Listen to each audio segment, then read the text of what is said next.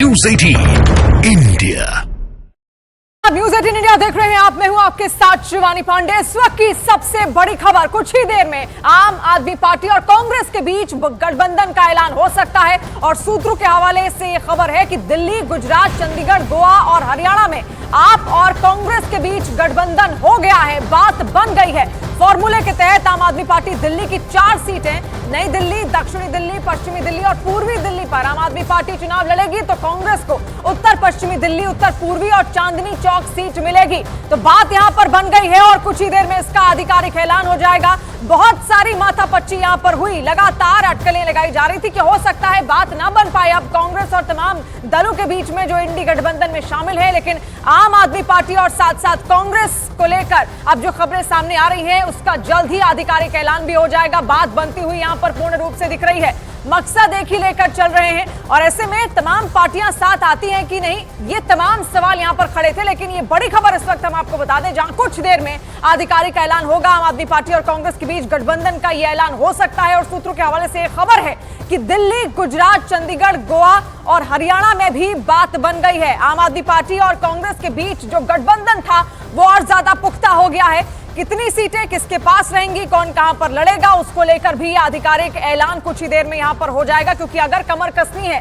तो ऐसे में तैयारियां और बहुत ज्यादा पुरजोर तरीके से होना जरूरी है। जमीनी तौर पर भी और अंदर खाने भी मजबूती बेहद ज्यादा सशक्त होनी चाहिए। और यही तैयारियां लेकर शायद अब लोकसभा चुनाव में आम आदमी पार्टी और कांग्रेस आपस में मिलकर एकजुट होकर उतरने वाले हैं, जिसका कुछ ही देर में यहां पर आधिकारिक ऐलान होगा। कहां पर कितनी सीटें आम आदमी पार्टी वहां पर अपने उम्मीदवार उतारेगी और कांग्रेस कितने अपने उम्मीदवार उतार रही है, ये भी तमाम चीजें हम आपको बताएंगे। लेकिन दिल्ली में जो बात बनी है, फिलहाल जो फॉर्मूला वहां पर तय हुआ है, उस फॉर्मूले के तहत आम आदमी पार्टी दिल्ली की 4 सीटों पर चुनाव लड़ेगी। तो दिल्ली के लिए यह तय हुआ कि 4 सीटों पर आम आदमी पार्टी और 3 सीटों पर कांग्रेस लड़ने जा रही है।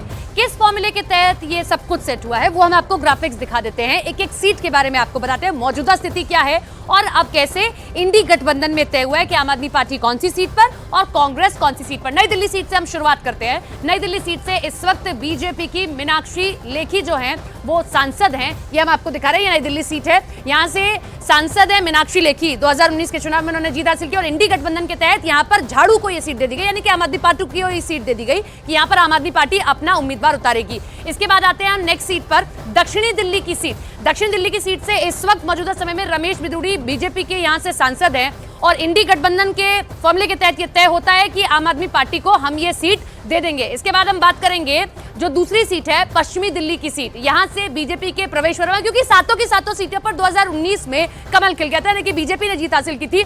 प्रवेश वर्मा यहां से सांसद हैं और आम आदमी पार्टी के खाते में यह भी सीट जाती है। अब हम बात करते हैं उत्तर पश्चिमी दिल्ली सीट की। हंसराज हंस यहां से 2019 में सांसद बनते हैं, बीजेपी यहां से जीत दर्ज करती है और इस सीट से इस बार आम आदमी पार्टी, जो फॉर्मूला तय हुआ कांग्रेस और आम आदमी पार्टी के बीच में, आम आदमी पार्टी अपना उम्मीदवार उतारने जा रही है। पूर्वी दिल्ली सीट, अब यहां से गौतम गंभीर फिलहाल सांसद हैं और ये सीट जो है दे दी गई है कांग्रेस को कि आप अपना उम्मीदवार इंडी गठबंधन के तहत यहां से उतार दीजिए।